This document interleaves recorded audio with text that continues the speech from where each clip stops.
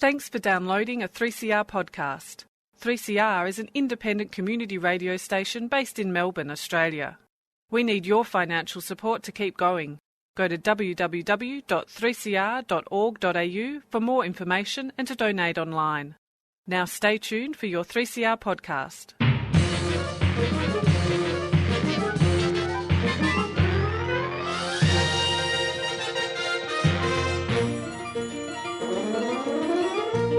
Hello and welcome to Lost in Science for another week. My name is Claire, and this week on Lost in Science I'm actually going to be speaking to James Kerry, who is a researcher up in the top end of Australia looking at coral reefs. He's involved in the ARC Centre for Excellence for Coral Reef Studies, and he's going to be talking to us a little bit about the coral reef bleaching that is happening right now. You guys know about that? Yeah, major global event. It's damaged like over half the Great Barrier Reef or something like that.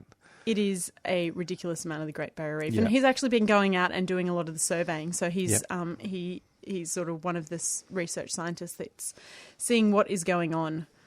So it'll be really interesting to talk to him about it. He's got some interesting insights. Chris. Well, I'll be speaking to Gregory Crocetti from the Scale Free Network, which is an art and science working together, and he's going to be coming in to talk about their new graphic novel, The Invisible War, all about the battle that goes on inside your body when you fight a bacterial infection.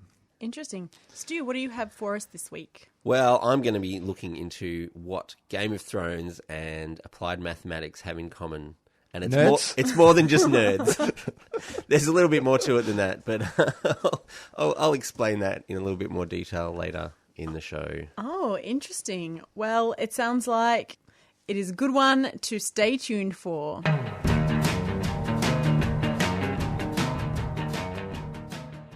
My guest today is Project Manager of the National Coral Bleaching Taskforce, James Kerry. James, welcome to Lost in Science. Thanks, Claire. What is the Coral Bleaching Taskforce? What are you guys tasked with doing?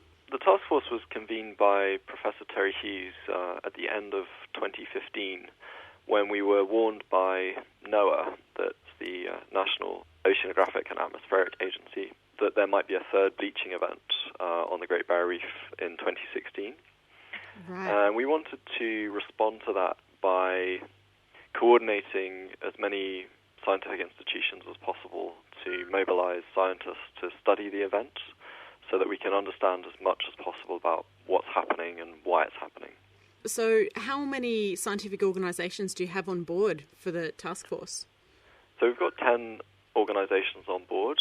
Some of the major ones that some of your listeners might be aware of are, for example, the Australian Institute of Marine Science, CSIRO, NOAA, and some of the major universities around Australia as well. And you guys have had forewarning about these bleaching events since 2015, you said? Yeah, since late 2015. Right. As part of your role with the Coral Bleaching Task Force, I imagine you're in North Queensland, is that right? That's right, I'm in Townsville. You're in Townsville, yep. So you must be spending a lot of time out on the reef making observations. So what sort of surveying have you been doing? Okay, well, there's kind of two prongs to the surveying that we're doing. I've been involved directly with the aerial surveying, which has involved helicopters and light aircraft. We've been flying at about 500 feet, and so far we've surveyed 766 reefs, and we're able to generate a score based on the bleaching severity for each reef.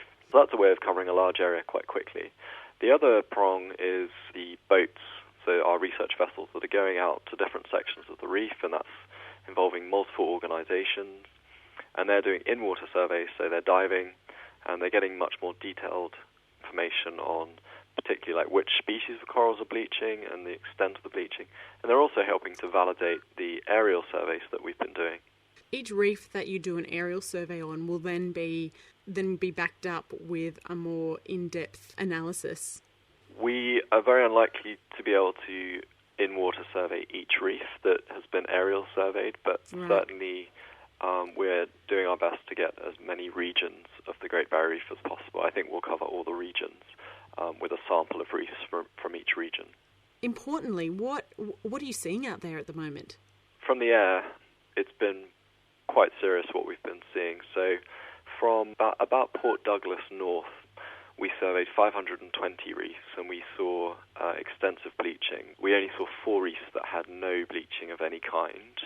And most of the reefs that we saw, we were scoring in categories 3 and 4. And they're the highest bleaching categories on our scale. So a category 4 is 60% or more of all the coral bleached on that reef. That's extremely extensive bleaching. It is, and if you compare it to the 1998 and 2002 bleaching events on the Great Barrier Reef, it's quite a bit more severe. The number of corals that are in that category 3 and 4 is about 3 or 4 times, the number of reefs is about 3 or 4 times more than we were seeing in those previous mass bleaching events. And is it consistent up and down the Great Barrier Reef, or is it worse at different parts? Yeah, as I mentioned, it's very severe north of Port Douglas, and then you enter a sort of transition zone from Port Douglas down to round about Mackay, Townsville region, where you're still getting moderate levels of bleaching, and this is now probably 2/3 of the reef that have some degree of bleaching. And in the south, it's improving, thankfully, where we're seeing much lower levels or no bleaching at all on most reefs. And why has this summer been the worst ever for coral bleaching? We've got 2 issues really that are relevant here. The first is that baseline temperatures are going up year on year, or certainly decade on decade, as a result of climate change. So corals are already facing a temperature environment that is higher than they would have been facing 50 years ago. And what happened this summer is that we had El Niño that causes a spike in summer temperatures. And that spike has pushed corals outside their pretty thermally sensitive range. And it's just pushed them to the point that they've flipped and they've bleached. And when that happens, to explain it to your listeners who might not be aware, corals have an algae that we call zooxanthellae that live within them, and that's what gives them their color. And when they get too hot, the relationship with that algae breaks down, and the coral actually expels the algae. So all you see is the white skeleton that's left behind through the see-through tissue, and that's what we call coral bleaching. And can a coral survive without having that relationship with the algae? For most coral, the algae are their primary source of energy. They photosynthesize and provide the coral with energy. So they're effectively starving once they're bleached. And it depends from species to species. Some will die within days of being bleached. Others can last for months. And we're still sort of generating data or getting surveys, reports back on the levels of mortality that are occurring as a result of this bleaching. And that's going to be ongoing for several months as a result of this event. But certainly based on the severity of the event, I don't want to put a number on it, but we would expect quite high mortality, particularly in the north. So, James, now we know the extent of the bleaching. What's next for the research? So I think the next goal, what we're going to continue to do, is these in-water surveys, because they're a lot more time-consuming, and obviously you can only cover so many reefs per day with a boat. Continue to do those over the coming months and look at the degree of mortality that arises from this event. Also, with the data, we can look at patterns like temperature patterns, where there's been cloud cover on the reef, because that actually has an impact on the degree of bleaching. We're going to try and relate that to the severity of the bleaching that we've been seeing, and hopefully it will tell us more about why we've been seeing bleaching in certain areas and not in others. Now, a lot of our listeners come from different parts of Australia, but I think most people would be concerned about this extensive bleaching event happening on the Great Barrier Reef and thinking about ways that they can help. So what would be your recommendations for people, how they can help? Yeah, so I think there's probably 2 things that I would mention. The first is that in Australia we're one of the highest per capita emitters of carbon. We're quite heavily reliant on fossil fuels for a lot of our energy. Our lifestyles, perhaps we could be a little more conservative in some of the ways that we use energy. So moving to more renewable energy sources would be good, and trying to reduce our individual carbon footprints would be good. As a nation, I think we need to be at the forefront globally of trying to reduce carbon emissions and to encourage other nations to do that. But then within Australia as well, I think it would be great if listeners could encourage their politicians to push for more conservation of the Great Barrier Reef. So another issue that affects corals is water quality, and there's more that we could do to improve agricultural land use practices around the Great Barrier Reef so that we don't have so many chemicals flowing onto the reef and sediment that can cause corals a lot of stress and impede their recovery, but also reducing things like shipping and fishing pressure on the reef. So those are kind of issues that people can raise with their politicians who can take that to the minister, and hopefully we can see some change locally for the Great Barrier Reef that will reduce the pressures that it's facing. Absolutely. So talking about it on a local level and then also at a government level makes a huge difference, doesn't it? Absolutely, yeah. And globally as well. I think that this event is us staring at climate change in the face, and until we, as the United Nations, if you will, work to reduce carbon emissions, this is going to be something that will keep happening. James, thank you so much for speaking to us on Lost in Science today and giving us a scientific insight into this event. You're very welcome.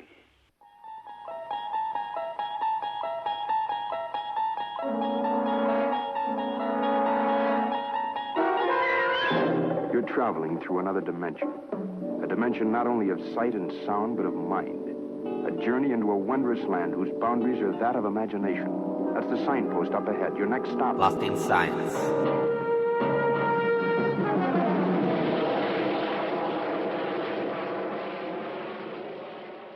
You are listening to Lost in Science. Now, here on Lost in Science, we love it when people combine science with art, and we also love bacteria and gut flora. And these things all come together in a new graphic novel, The Invisible War, which is produced by Melbourne-based collaboration, the Scale-Free Network. Today, I am speaking to one of the people who are the Scale-Free Network, Gregory Crocetti. Welcome to Lost in Science. Thanks for having me. Now, first of all, the obvious question, Invisible War, the graphic novel, what is it about? Well, it's a story based in the trenches of World War One, well, behind the trenches of World War One. Its central character is a nurse named Annie, but then the story takes a bit of a twist when she swallows a dysentery bacterium called Shigella. We call them Shiga. They were called Shiga at the time of the war. Yep. And the story enters into her intestines, and then the story really becomes about this invisible battle or invisible war inside her gut microbiome. Which, as I've seen in the book, it sort of mirrors the fighting in World War One. You have trench warfare, you have massive explosions, you have Chemical warfare, yeah, a lot of death and destruction inside her intestines. Yep, and some massive explosions. That is fantastic. So you said it features dysentery. The nurse contracts dysentery. Before reading this, I didn't realise that dysentery was such a big problem in World War One. Yeah, especially So this is set in 1916, behind the Western Front. 1915, Gallipoli. Yep. Dysentery killed more people than bullets and bombs. But by 1916, the levels of hygiene had increased a lot, and it was also better conditions, like there weren't as many horses and flies because it wasn't as close to the tropics. Yep. So dysentery wasn't quite as bad a problem, but it was still a massive problem. But they had, much better control measures and quarantine measures in place once people were diagnosed with dysentery. Because I believe you mentioned in it, and I should mention that the book also has a lot of, I suppose, appendices with more information about the scientific topics covered in there. It talks about how dysentery was a kind of a notifiable disease, a suspected case had to be telegrammed up to the people in charge. Yeah, exactly. It was really fun. Our writer, Alcid, just went, while I was going really deep into the science and meeting with some of the world experts on dysentery, Shigella, I should say, in the Pasteur Institute in Paris. Alcid was going really deep into the history and the history of nursing and medical treatment of dysentery during World War One. And so it was a really fascinating thing when we came together with sort of looking at how we deal with it today and how we dealt with it then. And of course, this is pre-antibiotics, which didn't come around till the Second World War. And so how to treat a case of dysentery was a big mystery back then.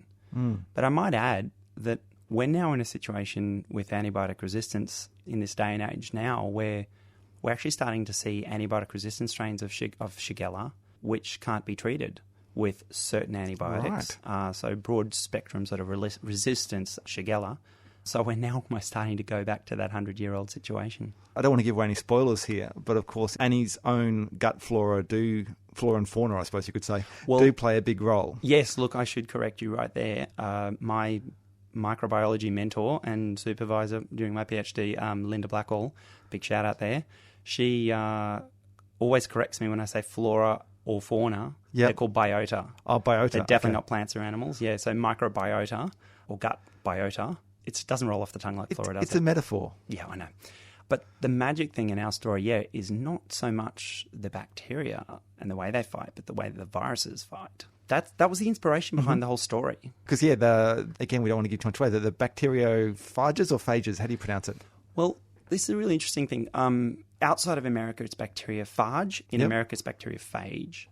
I kind of wish it was bacteriophage because it rhymes better with certain things. But bacteriophage, it's thought that we should say it as it's singular and plural, not bacteriophages. Okay. Anyway, a little bit of terminology Right. there. Bacteriophage are bacteria that can infect viruses, and they're everywhere, absolutely everywhere in the world. There's more bacteriophages than all other creatures on Earth combined, and they live everywhere that there's mucus. So all animals make mucus, one of the most defining features of animals. And so everywhere we have mucus, nose, mouth, vagina, gut, all the way through our gut and digestive system. Everywhere there's mucus, there's bacteriophage lining that mucus. And so they're like this snotty protective layer that might kill off invading bacteria.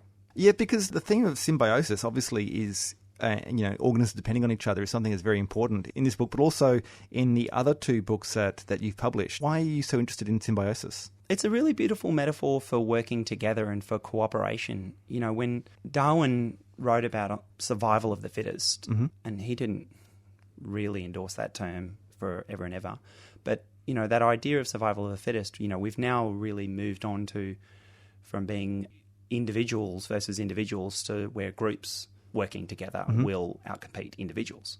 And so we need to think of ourselves as a group, as an ecosystem. And so our microbiome form part of that group. And it's the viruses lining our mucus that form this extra layer of an extra symbiosis that we weren't aware about until 2 or 3 years ago. And it was the amazing work of Dr. Jeremy Barr, who is in San Diego State Uni at the moment, but is coming back to Monash Uni. He's Australian, he's from Brisbane. He's coming back to Monash Uni from August and to start up his own research group here in Melbourne. Okay, wow. Yeah, so his discovery that really opened up a whole world of thinking about how viruses can form a really amazing symbiotic relationship with animals. And this one is a bit different to, I guess, your previous books. You're working again with writer Ailsa Wilde, like you mentioned, but also you've got comic artist Ben Hutchings on board. I'm familiar with Ben's work, being a bit of a comics aficionado myself. How was that different, working in the comic format? My God, it was so much more work. We had no idea what we were in for when we thought, oh, hey, let's do a graphic novel. This will be fun. When we created our previous 2 picture books, The Squid, the Vibrio and the Moon and Zobi and the Zooks, they each had about 20 illustrations, and we worked really closely with Aviva to transform, and this is myself and my partner Bryony, who worked really closely from Ailsa's script, or story rather, with those picture books to storyboard that, 20 illustrations. However, when you're storyboarding a graphic novel, there's about 4 or 5 illustrations per page, and it's a 64-page graphic novel, so we didn't even do the maths and didn't realise we were signing up for about 200 to 300 storyboards to make that happen. So instead of taking 2 or 3 weeks, it took about 3 months. Yeah, it is a lengthy process. Yeah, but worth it, definitely. So how can people read The Invisible War? Yeah, okay. So if you go to theinvisiblewar.com.au, that's the website we've set up for this book. There's 2 main links there. If you're a teacher, an Australian teacher, you can click on the Schoolteacher link and it'll take you into our National Teaching Resources database called Schoolteacher, and you can download the book for free along with the teaching resources that we've developed. But if you're not a teacher and you'd like to read a book, let's say you're a science nerd or a comic nerd, you can click on our Pozible link and pre-order a copy through our crowdfunding campaign that we're going to be running leading up to Anzac Day. Brilliant. Okay, well, so it's available for all kinds of nerds. Yes. Absolutely. Well, I encourage you to go to theinvisiblewar.com.au, and thank you again to Gregory Crocetti for speaking to us about it. Thanks for having me. Cheers. I'm Maggie Adair Pocock, and you're listening to Lost in Science on 3CR.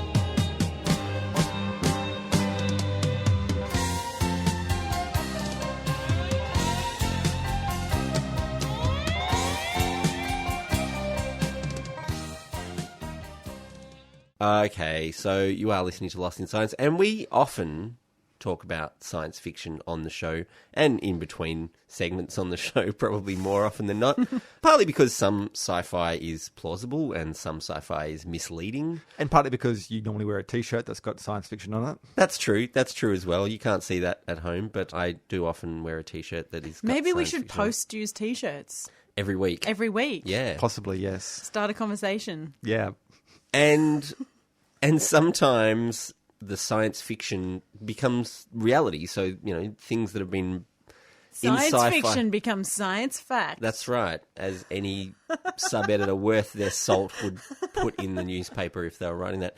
But we do rarely talk about fantasy in the same way, and that's probably because fantasy is just that. It's pure fantasy. But most of our listeners, I would guess, have probably at least heard of George R.R. Martin's epic fantasy series of novels, which is collectively known as Game of Thrones, and the TV series that was based on the books.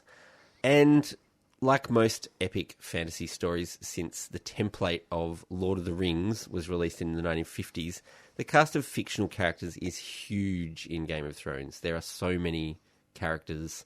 Do they have silly names? No, they're pretty ordinary names, really. Okay. Stark and Ed and John and pretty boring names, really. But they're from multiple families and multiple countries in this story.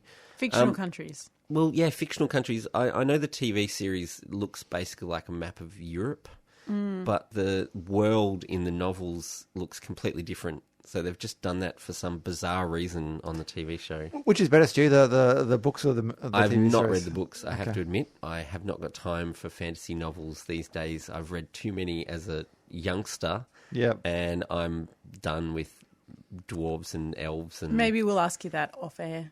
I'll fill you in later on. But look, what can science tell us about a story that involves magic and dragons and witches and zombies and various other supernatural creatures? Well, how about who the story is about? So as I said, there's a huge number of characters in this story. And a couple of years ago, a New Zealand mathematician who was a fan of the series created a model for predicting who would die in the series based on the likelihood of a chapter featuring them appearing in future books. So the books are written, each chapter is from the point of view of a particular character. Okay. So he put together this model where he could predict whether or not there would be a chapter about a particular character, and if there's no chapter about them, then you could assume that they're not in the story anymore, which means they probably died. Should we be giving a spoiler warning at this point? Oh, look, I'm going to try not to spoil it, but if you're worried about spoilers and you think that you might pick up some nuance, I'm not giving anything away that hasn't been certainly in the TV show. And the books, as I'm going to mention later, the books have stalled, so the TV show is actually ahead of where the books are up to at this point in time. Look, this mathematician's model was probably more accurate and probably less fun than coming up with people's own theories. The most prominent theory of which character was going to get killed in Game of Thrones was how much you liked them. If people really liked someone, you go, oh, well, they're probably going to die because that seems to be the kind of guy George Martin is. One character who sticks around. I haven't seen it. I don't want any spoilers. Okay. Oh, you haven't seen it? Not at all, no. Or read What are it, you waiting or for? the end. Yeah, basically. A mathematical model. Yeah. Worthy. Yeah, I don't want. I want to save time. I don't want to watch the whole thing. I just want an equation. An equation that explains. Yeah, the I want to be whole able thing. to derive it all from first principles. Well. That's one mathematical model was who's going to die, according to this guy from New Zealand. But mathematicians are not the kind of people who leave things to chance. And a couple of Game of Thrones enchanted mathemats from Minnesota wanted to know, out of this huge cast of characters, who's the main character? Who is this story actually about? So what they did was they set about analysing the third book in the series, which is the scientifically implausibly titled Storm of Swords. It's like the fantasy equivalent of Sharknado. Yeah. What is this Storm of Swords? So what they did was built a network between each of the characters in the story. So they chose the third book because they figured by then most of the major characters are established, the plot is well underway, but they wanted to know, are the Starks or the Targaryens or the Lannisters the real stars of the show or the book, depending on what you're looking at. That's the Don't three look main so confused, families. Chris. I'm You just have- wondering, it sounds like a futile exercise to me. Apart from the fact when you say that by the third book the story should be well underway, I would hope so. Look. It's isn't it like looking at a soap opera and asking who the main characters of a soap opera? I mean, Well, not really, because what they did was they looked at whether the characters were mentioned in the text within 15 words of each other. Okay. And then they were linked together, building a network comprised of varying thicknesses of links between the characters. So the thicker the link, the more central that character is. Also trying to see who's at the centre of this web. Basically. Right. So there's some pretty obvious characters spring out, and the webs, I'll tell you where to go and look, and you can look this up and have a look at where your favourite character might fall in this web. So some of the obvious characters, for those people who know what I'm talking about, Chris won't figure out what any of these people are. The eldest member of the Stark clan, Robb Stark, shows up pretty heavily. Oh. The brooding bastard Jon Snow shows up pretty heavily. Oh, Jon Snow. And, of course, the far-flung mother of dragons, Daenerys Targaryen, shows up pretty heavily. But none of these are the main character. What? And if you've really watched the show and really paid attention or really read the books, you would know that the primary character Can is... I guess? You can guess. Tyrion Lannister. It is Tyrion Lannister. Yes. It's the imp. But it makes it's a lot of sense. He's involved in everything and he moves all around the country and he does all these things. Yeah, he's also the first build whenever the show comes on. I think it's just because he's paid the most, possibly. Or he's the main character. Although, Charles Dance should probably get more than him because he's a better known actor. But anyway, Tyrion Lannister is the central character. He's got more links with more other characters. He's in the story more often. It makes, mathematical sense that he is the central character. So if we applied this to, say, Neighbours, we could get like Toadie as the central character of... I think you'll find it was Bouncer. Bouncer, yeah. Right, okay. He just used to run around from house to house. Yeah. And everyone would call after him, Bouncer, Bouncer, so that would come up in the scripts quite often, you see. Now, anyone following the show or the books will know that George R.R. Martin has not put out a new book in a couple of years, and the TV show has actually overtaken the book's plot. So they've made TV episodes that the books haven't actually covered yet. So that kind of confuses the whole issue a little bit. So this could all change if he ever manages to get a new book out. But look, I think at this point the numbers don't lie. The clear winner of the Game of Thrones is Tyrion Lannister, and the story revolves around him and his adventures more than any other character. So if you want to look at this amazing web that they've put together with their analysis of the text of the Game of Thrones, it's from the annoyingly named Math Association of America. They lost an S there from maths, which I would have included personally, but that's them.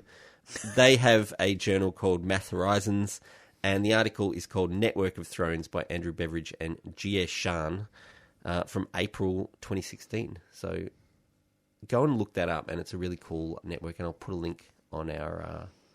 we couldn't call it a Game of Nodes or something like that? Or Game of Noids? Yeah, I don't know. That's all we've got time for on this episode of Lost in Science. Thanks for tuning in and joining us. Lost in Science is recorded at the studios of 3CR in Melbourne and broadcast across Australia on the Community Radio Network with the financial assistance of the Community Broadcasting Foundation. If you want to talk to us, talk back to us, you can get in touch. We have a Gmail account, lostinsight@gmail. You can also find us on Twitter and on the Facebook. And if that's not enough Lost in Science for you, you can always tune in again next week where the team will once again get lost in science!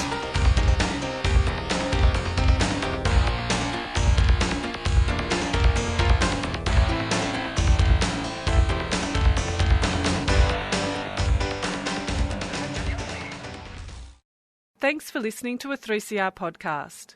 3CR is an independent community radio station based in Melbourne, Australia. We need your financial support to keep going. Go to www.3cr.org.au for more information and to donate online.